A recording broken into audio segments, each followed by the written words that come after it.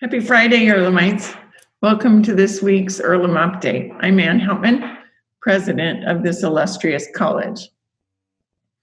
I will begin the update with a positive, as is my wont. All COVID test results from students and employees are in, and our number of positive cases remains steady at 3 students. Please continue to practice social distancing, wear your masks, wash your hands. These precautions are working. Please also support the students in quarantine and isolation in any way you can while still staying safe yourself.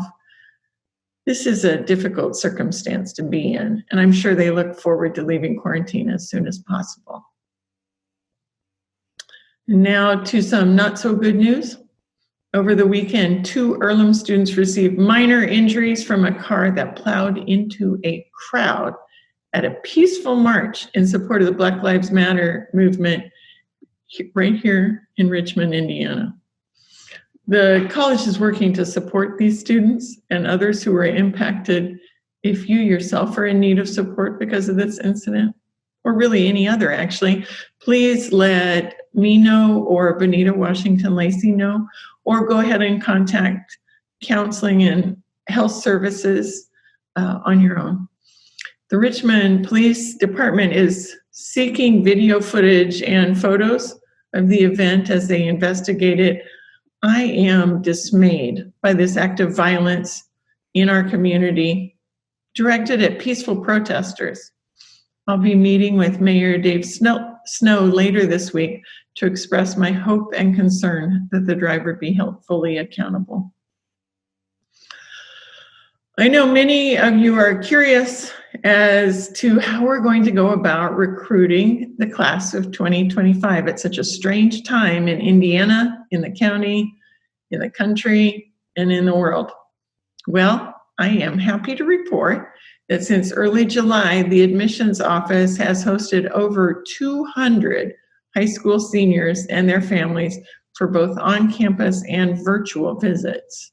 This compares to 546 visits by seniors for the entirety of last year's admission cycle, which actually I want to point out resulted in a fantastic group of first-year students, class of 2024, many of which I've already been lucky enough to meet.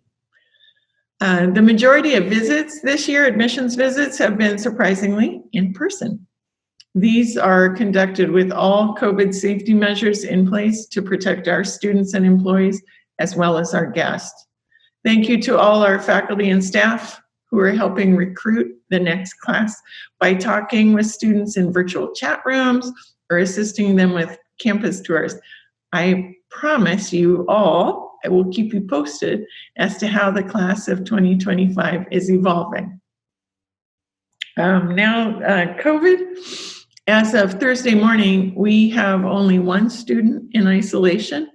And again, a reminder is that isolation means that there was a positive COVID test and 4 students in quarantine. We hope and expect that they will be released over the next few days.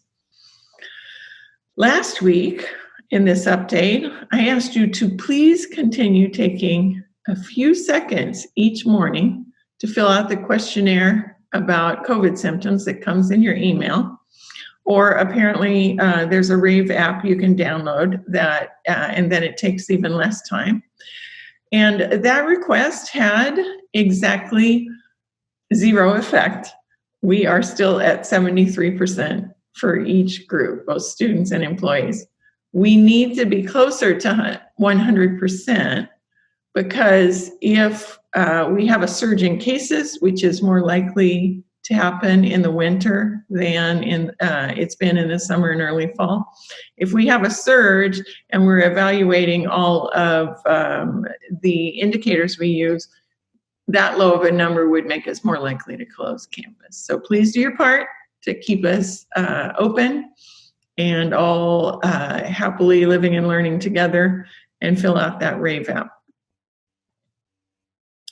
I want to remind everyone that we are purposefully limiting travel this term and probably for the remainder of the academic year to protect each other from COVID.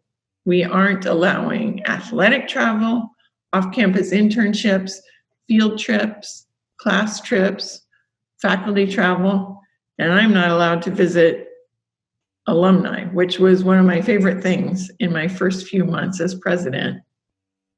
That travel ban includes the week between our first and second fall term, which is filled with final exams and also fun activities to keep everyone occupied. We are not allowing travel home or anywhere else that week. Please think before you make a decision to travel that puts at risk everything we have worked so hard to build since March. I believe so strongly that learning happens better when we're all able to be here at the Earlham campus, but we are just a few positive COVID cases away from that not being an option any longer. So please stay put. Oh, and an update on the city's wastewater testing. On August 27th, city testing of Earlham residence hall sewers found a trace amount of COVID genetic material right around the heart area dorms. However, by August 31st, all areas had tested negative, and that includes the dorms, college houses, and Brick City on South Campus. And interestingly, in the report we received, we could see that other areas of Richmond have higher traces of COVID than the campus did. So I think that's interesting and good news for us. So next thing, to wrap up with some positive news, in a continuation of Feel Good Fridays, faculty and staff from around campus sent notes of encouragement to students last week. I hope you enjoyed sending and receiving these personal notes. I did very much. And finally, for those of us on campus, we are very excited to hear that Cafe 1847 is in the process of reopening with carryout foods, but more importantly, coffee from Starbucks available until 4 p.m.